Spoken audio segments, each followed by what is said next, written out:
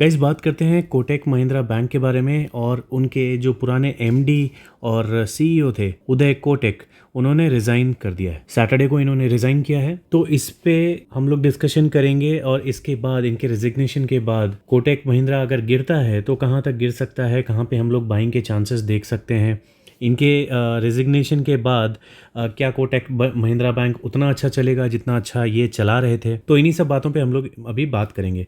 तो सबसे पहले जिन लोगों को नहीं पता उनको मैं बता दूं कि इनका जो चेहरा है और इनकी जो थॉट्स है, ये अपने थॉट्स वगैरह जो है सोशल मीडिया पे और भी न्यूज़ चैनल्स वगैरह पे बहुत ज़्यादा शेयर करते थे। आई थिंक आगे भी करेंगे। तो बैंकिंग के जो लीडर्स हैं, जो डायरेक्टर्स वगैरह हैं या एमडी हैं, सीईओज़ हैं, तो उनके जो स्टेटमेंट्स हैं या थॉट्स हैं सोशल मैटर पे भी या किसी भी मैटर पे, वो बहुत कम आपको देखने को मिलते होंगे। अभी जैसा मतलब इनके स्टेटमेंट्स देखने को मिलते हैं, वैसे ही चंदा गोचर थोड़ी मतलब दिखती है कि मतलब दिखती थी पहले कि कुछ कुछ बोलती थी वो मार्केट में और बहुत लोग उनको इंस्पायरिंग नज़र से देखते थे।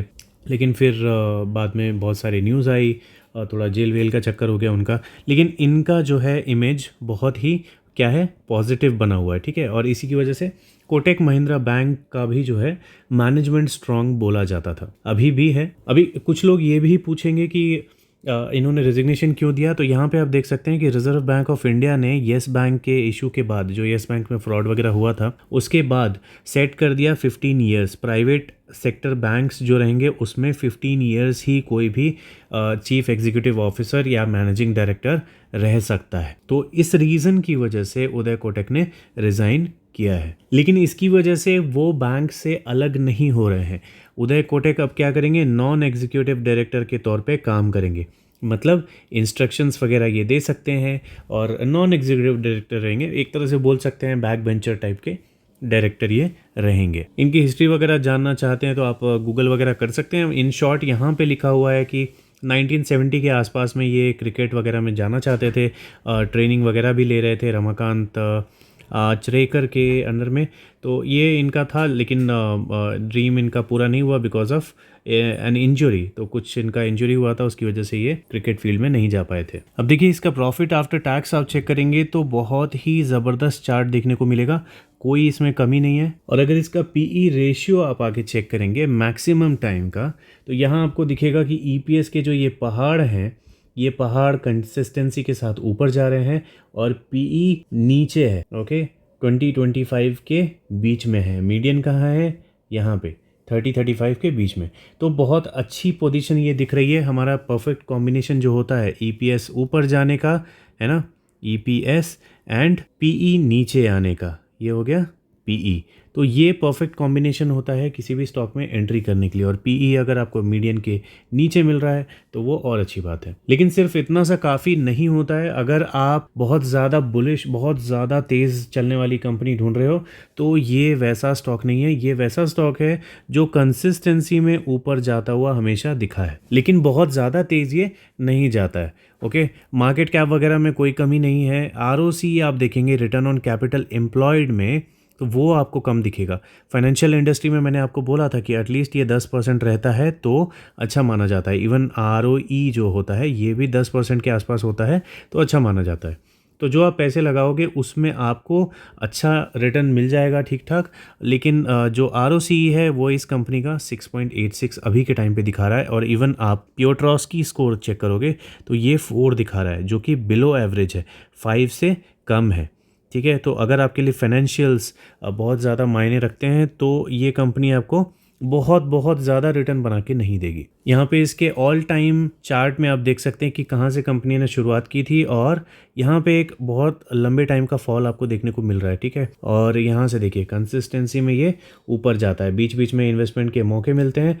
तो यहाँ पे जिन्होंने भी इन्वेस्टमेंट किया होगा उनका पैसा अच्छा खासा बना होगा और यही जोन अभी जो है इन्वेस्टमेंट के लिए बन रहा है। ठीक है, कैंडल वाले चार्ट में हम लोग इसको डिस्कस करेंगे, लेकिन ये चार्ट में सिर्फ आपको इसलिए दिखा रहा था ताकि आपको ये पता चल जाए कि कंपनी कंसिस्टेंसी में ऊपर जाती है। लेकिन कुछ कंपनीज हैं जो इस तरह से भागती हैं, ठीक है, बहुत ज़्यादा तेज़, तो वो बीच बीच में गिरती भी बहुत ज़्यादा है।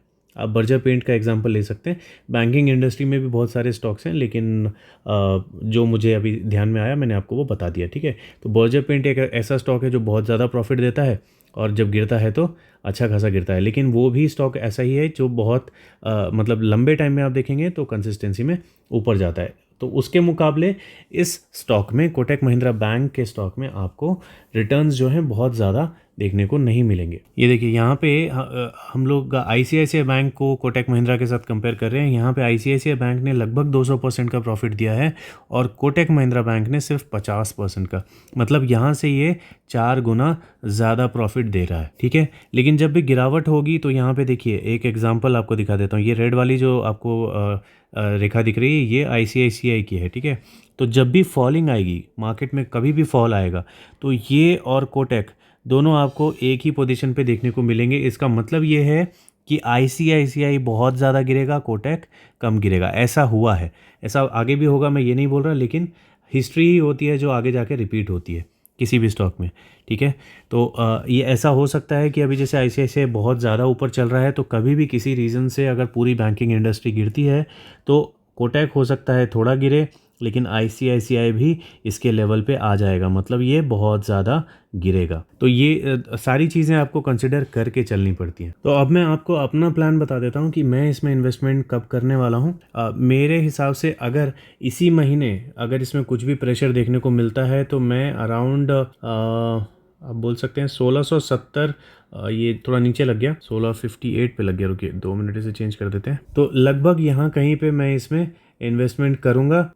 अगर ये 1670 के आसपास में आता है, 1670-75 के आसपास अगर ये गिरता है सितंबर में, ठीक है, इसी महीने, तो मैं इसमें इन्वेस्टमेंट करूँगा। बहुत ज़्यादा नहीं करूँगा, थोड़ा सा करूँगा, क्योंकि ये लेवल भी बहुत ज़्यादा मतलब बोल सकते हैं कि बहुत ज़्यादा फॉलिंग इसमें नहीं हुई है जो इसमें इन्वेस्टमेंट इतना ज़्यादा अचानक से किया जाए, ठीक है। तो मार्केट का सेंटिमेंट भी देखना है कि मार्केट इनके रिजिग्नेशन को किस तरह से लेता है। मेरे हिसाब से तो ऐसा कुछ नहीं है, क्योंकि ये जुड़े हुए हैं ही बैंक के साथ।